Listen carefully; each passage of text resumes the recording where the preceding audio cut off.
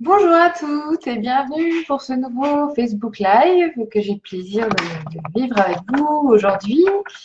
Donc, je vous souhaite à toutes la bienvenue. Je vous laisse le temps d'arriver les unes les autres. Voilà, je sais qu'il y a un petit décalage comme d'habitude. Donc, voilà, bienvenue à celles qui sont en train d'arriver. J'ai eu le sentiment que ce sujet du jour venait vous titiller, vous attirer, vous intriguer, vous intéresser. Ce sujet autour de voilà du projet, de la solitude, qu'on utilise aussi en disant voilà la solitude de l'entrepreneur, comment je fais pour lancer un projet seul, voilà des choses qui sont soit des peurs, soit des croyances, soit des voilà des choses qui en tout cas vous empêchent d'avancer ou vous ralentissent dans votre démarche. Et j'avais vraiment envie qu'on puisse prendre un petit moment ensemble pour parler de ce sujet-là aujourd'hui qui me semble hyper important et surtout qui peut venir vous saboter dans vos démarches. Donc, c'était important qu'on en parle ensemble aujourd'hui pour pouvoir vous aider et vous permettre d'avancer. Alors, je vois que vous arrivez. Donc, pour celles qui sont là, je vous demande de me dire, comme d'habitude, si vous m'entendez bien, soit en mettant un petit message, soit en mettant des pouces ou des cœurs, tout ce que vous voulez. Et puis aussi de vous présenter dans le chat en me disant voilà qui vous êtes et où est-ce que vous habitez. Salut Pascal. Donc ça semble ok, vous semblez bien m'entendre, d'après ce que je vois. Alors Pascal est là, qui est là aussi. Je vous laisse intervenir, en tout cas vous présenter sur le chat voilà, pour dire qui vous êtes et que vous puissiez aussi faire connaissance entre vous si vous ne vous connaissez pas encore. Salut Monia. Alors, vous l'avez vu, l'idée de ce Facebook Live, c'est en fait la notion de solitude face à la notion de projet. Euh, voilà, c'est un sujet qui est vaste, mais qui bloque, qui parfois empêche d'avancer. Donc, je voulais vraiment l'aborder avec vous aujourd'hui. Salut Angélique. Donc, on va commencer. Ça fait quelques minutes et puis, si tout jamais tout le monde n'est pas là, les personnes reprendront le fil de la discussion. Et donc, pour celles qui sont là, si vous avez des questions au fur et à mesure de ce que je vous propose, comme d'habitude, n'hésitez pas à intervenir et ça me permettra de rebondir, de venir compléter au besoin et qu'on enrichisse ensemble la conversation. Et l'idée, c'est aussi qu'on puisse co-créer, comme je dis souvent, ou en tout cas avancer ensemble dans cette démarche-là. Donc, pour celles qui sont en train d'arriver, je vous souhaite la bienvenue et on va donc commencer ensemble. Donc, voilà, la notion de la solitude, c'est un vaste sujet. Ça peut être le fait de se dire, j'ai pas envie de me lancer seule dans mon activité. Mais alors, quand on dit ça, qu'est-ce que ça vient chercher derrière? Donc, ça peut être aussi bah, la notion de responsabilité, quoi. Ça veut dire que je vais être seule face à mes prises de décision. Voilà, c'est pas toujours facile, c'est pas toujours agréable de porter cette responsabilité-là. C'est aussi être seul dans les objectifs qu'on va se définir et donc aussi réussir à avancer, à maintenir le rythme, à maintenir le focus. C'est aussi un des challenges. On avait abordé dans un précédent Facebook Live la notion de procrastination. Ben, être seul dans son activité, c'est aussi un challenge face à la procrastination et un challenge tout seul face à la procrastination. C'est aussi être seul face à toutes les questions du quotidien, des choses toutes bêtes dans ce qu'on doit réaliser au quotidien, un mail client, poster quelque chose sur Facebook, voilà, des choses toutes bêtes. Et en même temps, ça peut être aussi face à des actions plutôt de stratégie où on réfléchit à plus grande échelle, à plus grande ampleur par rapport à notre activité, par rapport à ce qu'on a envie de faire sur l'année à venir, par exemple, ou sur les années à venir. C'est aussi parfois quand on lance des nouvelles choses par rapport à notre activité, un nouvel événement, un nouveau programme, une nouvelle offre. Voilà, on est parfois soumis à des peurs, des questions, des nœuds au cerveau. On se crée aussi beaucoup de nœuds au cerveau tout seul. Donc voilà, on est face à nos nœuds au cerveau et c'est pas toujours facile d'avancer. Il y a aussi des moments où on a un peu la panique à bord. Face à un retour client, face à une nouveauté. Voilà, parfois, on a pas mal de choses qui viennent nous prendre et on se sent seul dans cette démarche-là. Et puis, il y a le fait de dire aussi, je pense que je suis pas faite pour lancer mon activité, je suis pas faite pour être seule dans mon activité. Et je reviendrai sur cette notion-là. Et puis, je dirais aussi, on est seul en fait, seul pour rire, seul pour avoir son humour, seul pour faire ses blagues. Et ça, et ça, c'est aussi un élément à prendre en compte dans toute cette démarche de solitude. Alors, ce que j'avais envie de vous transmettre comme message à travers ça, c'est que moi, je ne crois pas à cette solitude de l'entrepreneuriat. Je ne crois pas au fait qu'on est seul quand on lance son activité. Je suis même persuadée qu'on est, j'ai envie de dire, plus nombreux que quand on est finalement salarié dans une entreprise, par exemple. Alors, pourquoi j'y crois pas? Parce qu'il y a plein d'outils, il y a plein de façons de ne pas être seul dans son activité et que vraiment, si on est seul, c'est parce qu'à un moment donné, presque on a tout fait pour être seul. Alors, ce que je veux dire par là, c'est que il y a plein de choses qui vont vous permettre de ne pas être seul et surtout que quand on construit cette non-solitude autour de soi, bien les résultats que l'on a, les relations que l'on construit sont bien plus fortes, bien plus profondes que ce qu'on peut construire avec des collègues où parfois on est sur un même open space. Oui, physiquement on n'est pas seul, mais dans la réalité, face à nos dossiers, on peut vraiment être seul.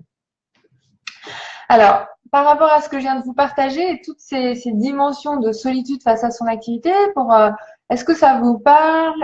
Est-ce que j'ai peut-être été exhaustive ou pas? Et si ça n'a pas été le cas, qu'est-ce qui vous vient par rapport à cette thématique de la solitude face à votre projet ou face à votre activité? Quelles sont peut-être vos peurs, les difficultés que vous rencontrez? Voilà, comment ça se passe chez vous et est-ce que vous ressentez cette solitude? Et voilà, quelles sont les peurs qui viennent vous titiller? Pour celles qui sont là, je vous invite à me dire ça dans le chat pour qu'on puisse avancer déjà sur ce sujet-là. Donc pour celles qui viennent d'arriver entre-temps, je vous invite à vous présenter dans le chat en disant voilà qui vous êtes et puis où est-ce que vous êtes à travers le monde. Donc Pascal, Monia, Angélique, la notion de solitude, est-ce que vous la vivez ou est-ce que vous la rencontrez? Est-ce que c'est plutôt quelque chose sur lequel vous avez peut-être peur mais qui ne vous est pas arrivé pour le moment? Et qu'est-ce que ça génère chez vous comme idée, comme peur, voilà, comme ressenti? Je vous laisse interagir. Comme ça, on aura un peu de temps pour rebondir sur tout ça. Alors, je vais avancer en même temps et puis je vous laisse interagir dans le chat. Donc, il y a plusieurs choses, moi, que j'aimerais vous transmettre aujourd'hui qui vont vous permettre de ne pas être dans cette notion de solitude et cette peur, en fait, de... Alors, Angélique, tu dis, voilà, pour ma part, j'ai largement rencontré le problème de solitude en créant un groupe Facebook fermé qui est actif et qui aide infiniment. Ouais. Monia, ce sont les questions sans réponse et les doutes que ça engendre, mais tu te sens pas seule pour autant. Ok, super. Alors, je rebondis sur ce que tu as dit, Angélique. Et effectivement, Angélique, je connais ton groupe. En fait, c'est déjà ne pas se sentir seul face à cette thématique. Ne pas se sentir seul dans cette passion ou dans cette activité qui nous passionne ou qui nous ressemble. Et à travers ça, c'est construire une communauté.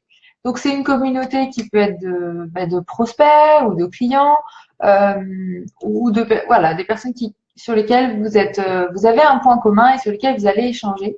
Et c'est un peu ce que tu me partages, Angélique, mais c'est vraiment ça, c'est de se dire, ah ouais, j'avance, mais je vois aussi qu'il y en a d'autres qui avancent dans le même sens que moi. Et donc, on partage des thématiques communes, des réflexions communes. Et donc, il y a vraiment une dynamique, un échange et aussi comme un lieu au sein duquel, si vous avez une question, vous savez que vous pouvez vous la poser. Alors, quand on est sur une communauté de prospects ou de clients, l'intérêt, c'est que vous pouvez venir, tester vos idées, venir interagir sur les sujets. Et puis, vous allez voir rapidement s'il y a un intérêt, si vous êtes seul face à cette idée-là ou si justement ça vient chercher des choses intéressantes chez vos prospects. Maintenant, c'est effectivement pas avec cette communauté que vous allez interagir, proposer toutes vos questions de développement d'activité. Alors, si c'est pour avoir des réponses sur un test, par exemple, d'une nouvelle formule, d'un nouvel événement, là, il y a un intérêt. Mais toutes les réflexions qui sont un peu plus par exemple quotidiennes ou stratégiques ou des choses comme ça va être plus compliqué d'aller leur poser leurs questions. En fait, c'est pas leur rôle.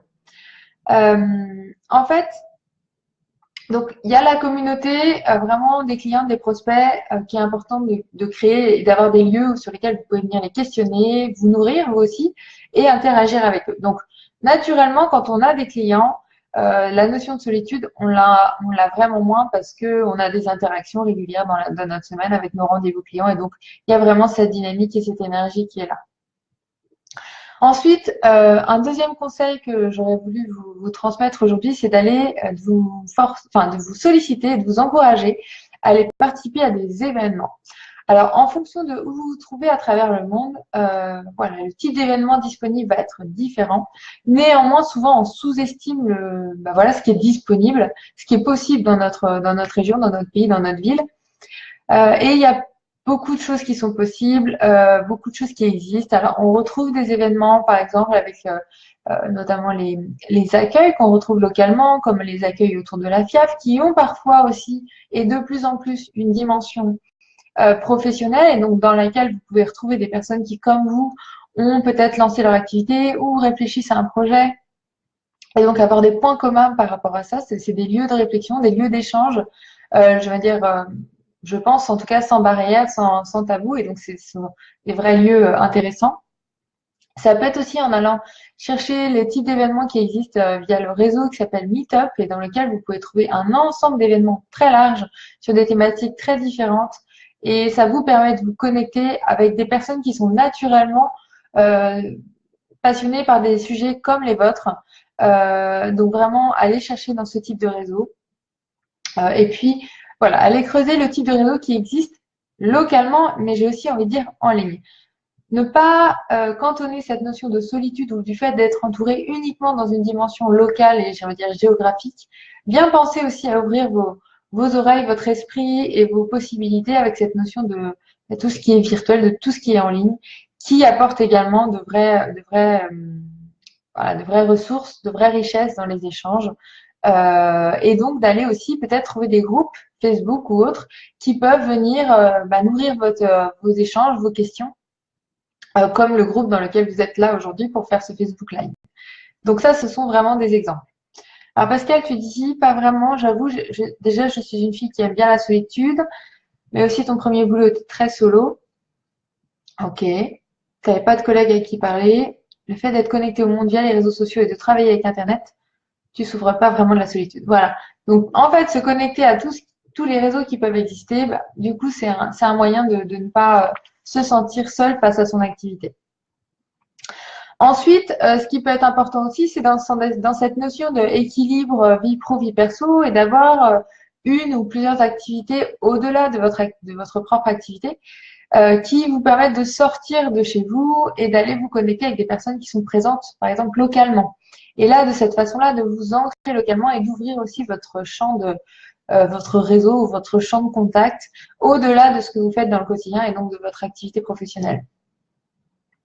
C'est aussi d'aller créer comme une petite équipe autour de vous, de personnes qui sont dans la bienveillance. Alors, ça peut être des personnes qui, au fur et à mesure de votre avancée, de votre réflexion sur votre projet, vous allez entre guillemets, les sélectionner, ou en tout cas les affiner. Donc, vous allez sentir que ce sont des personnes qui sont intéressées par votre démarche, intéressées pour vous aider, en même temps toujours dans la bienveillance et qui vont vous répondre face à ce que vous êtes vous et pas face à ce qu'ils sont eux. Donc, c'est important d'aller faire comme une sélection dans cette petite équipe que vous allez construire autour de vous, qui peut être un mélange de relations que vous avez eues professionnellement, personnellement, un mélange de tout ça, et qui vient en fait construire cette petite équipe avec laquelle vous pouvez soit en groupe, soit de façon individuelle, contacter les personnes en fonction de vos questions, des réflexions que vous menez. Donc, ça peut être sous une régularité différente, mais par exemple, au minimum une fois par mois ou tous les 15 jours en fonction de ce que vous avez à avancer comme sujet. Ensuite, c'est aussi ne pas hésiter à aller travailler à l'extérieur de chez soi pour aller à la rencontre d'autres personnes. Donc, ça peut être dans des espaces de coworking quand ils existent, mais ça peut être aussi ouvrir votre propre maison à d'autres personnes qui, vous le savez, travaillent en solo, comme on l'appelle, et donc serait peut-être intéressé de, même si chacun est sur son sujet et sur son projet, d'aller partager voilà, des moments ou des réflexions. Bon, c'est des choses qui doivent être structurées pour que chacun soit efficace dans ce qu'il a à faire, mais c'est aussi souvent le cœur de plein de choses, de plein de nouvelles idées, ou de, voilà, vraiment le but c'est de se nourrir de tout ça, de ces relations et des idées qui fusent entre vous.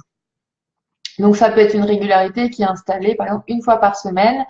On se réunit chez une personne et on bouge aussi. Et bah voilà, c'est l'occasion de travailler ensemble et en même temps chacune sur votre projet. Autre chose aussi, donc on a parlé des réseaux sociaux. Il y a l'idée aussi d'aller plus loin que la notion de petite équipe autour de vous, mais plutôt de binôme. Donc aller se trouver vraiment un binôme euh, qu'on appelle souvent à la fin un binôme de cœur parce qu'il y a vraiment des affinités fortes qui se créent, mais c'est vraiment quelqu'un avec lequel ou avec laquelle vous échangez de façon très régulière. Je dirais au minimum une fois par semaine, mais souvent c'est tous les jours ou tous les 2 jours. Et là, vous allez vraiment avancer ensemble dans votre quotidien. C'est-à-dire que dès qu'il y a un nœud, dès qu'il y a un blocage, dès qu'il y a une question, plutôt que de vouloir y répondre seul, bah, vous la partagez avec cette personne de binôme et donc bah, vous avancez beaucoup plus vite et donc vous gagnez du temps. C'est juste, je veux dire, incalculable. Vous avez aussi moins ce sentiment de porter cette activité seule, d'avoir cette responsabilité. Parce que finalement, ben, l'ensemble des décisions ou des questions se travaillent à deux plutôt que se travailler tout seul. Et c'est un vrai intérêt d'échanger parce que ça aide aussi à prendre du recul. Euh, Jusqu'à ce niveau-là, est-ce que vous avez des questions par rapport à ce que je vous ai partagé? Est-ce que ouais, ça réveille en vous certaines choses? Ça vous donne envie de tester de nouvelles choses ou pas? Alors, Alors, Angélique, tu dis, pour le reste des craintes, je trouve en général mes réponses dans d'autres groupes selon la thématique que je cherche. Voilà, bah, exactement. Donc, tu sais faire en fait appel à différents groupes en fonction des besoins que tu as. Donc, tu as construit voilà, ta petite équipe autour de toi, ou en tout cas, tu as tes groupes aussi référents par rapport à tes questions. Euh, du coup, est-ce que ça vous aide déjà à cheminer ce qu'on a partagé ensemble? Mettez-moi des pouces, des cœurs, ce que vous voulez, si ça répond à vos besoins et si ça vous aide peut-être à cheminer par cette notion de solitude, par rapport à cette notion de solitude.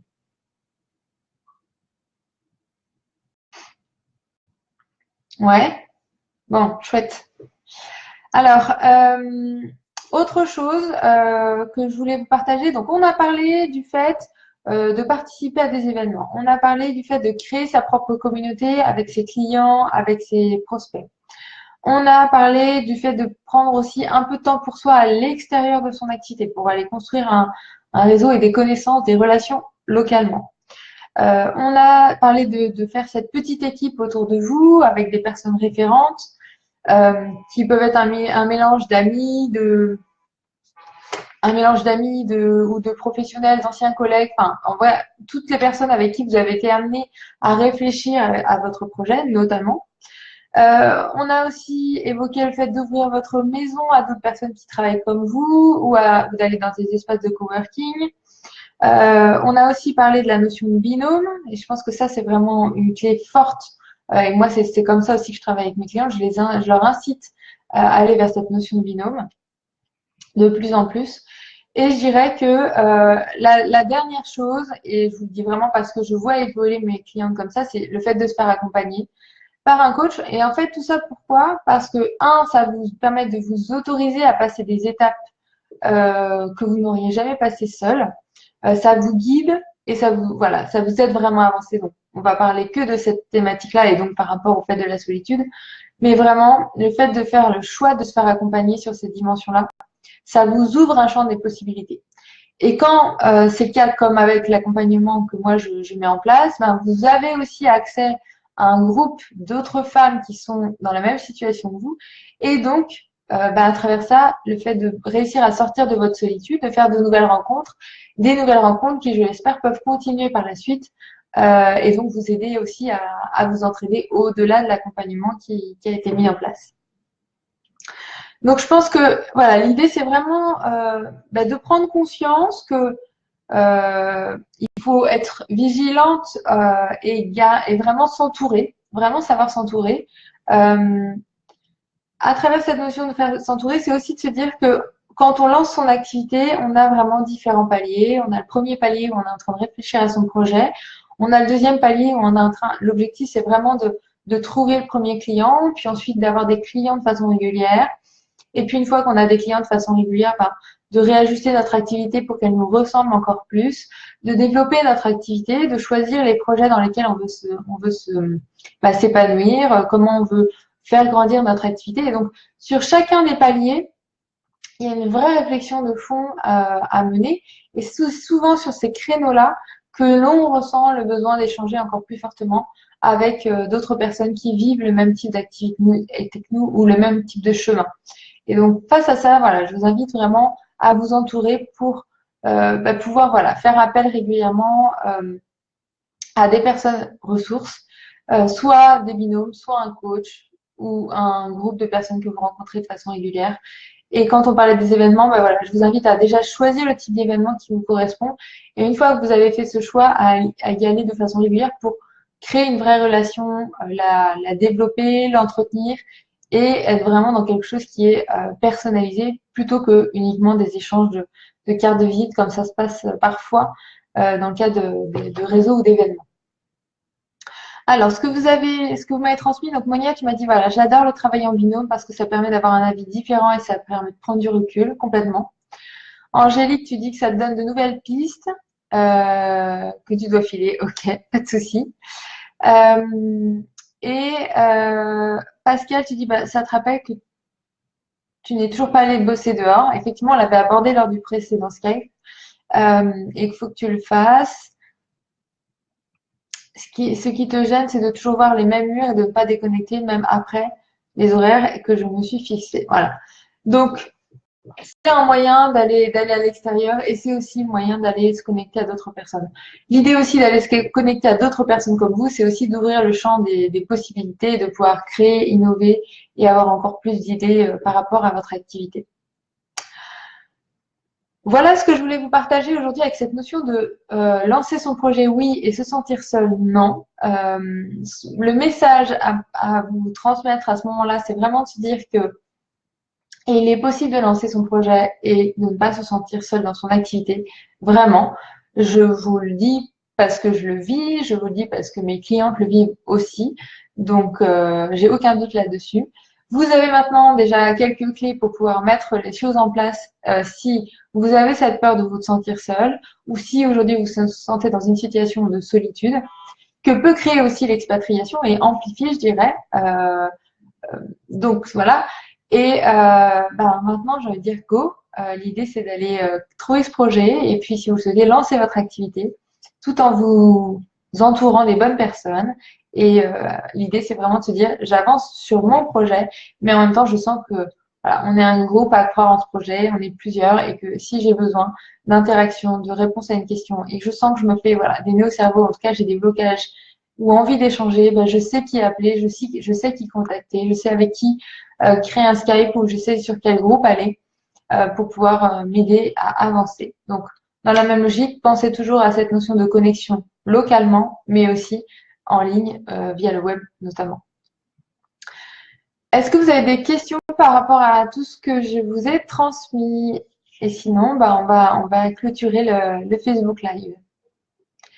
Donc pour celles qui sont là, donc notamment Pascal et Monia qui se sont présentées et celles qui sont arrivées entre-temps, est-ce que ça vous a aidé? Est-ce que ça vous permet d'avancer et de penser à de nouvelles options? Ouais? Bon, super. Alors je vois pas d'autres questions dans le Facebook Live, on les a fait au fur et à mesure. Alors ce que je vous souhaite maintenant, c'est de vous lancer, de poser des actions et surtout de ne pas être seul dans ce chemin et surtout dans cette belle aventure. Si vous ressentez le besoin d'échanger là-dessus, en tout cas d'échanger sur votre projet, sur le fait de trouver ce fameux projet qui vous ressemble, sur le fait de trouver votre voie et de comment lancer votre activité et pouvoir vous rendre visible, donc avoir des clients, ce sera avec plaisir que moi j'échangerai plus longuement avec vous lors d'une session gratuite. Donc je vous mettrai le lien également dans le chat pour que vous puissiez prendre rendez-vous directement. Je vous souhaite à toutes une belle journée, une belle soirée ou une belle nuit en fonction de où vous vous trouvez à travers le monde. Et puis, je vous donne donc rendez-vous dans 15 jours pour le prochain Facebook Live du groupe. À bientôt!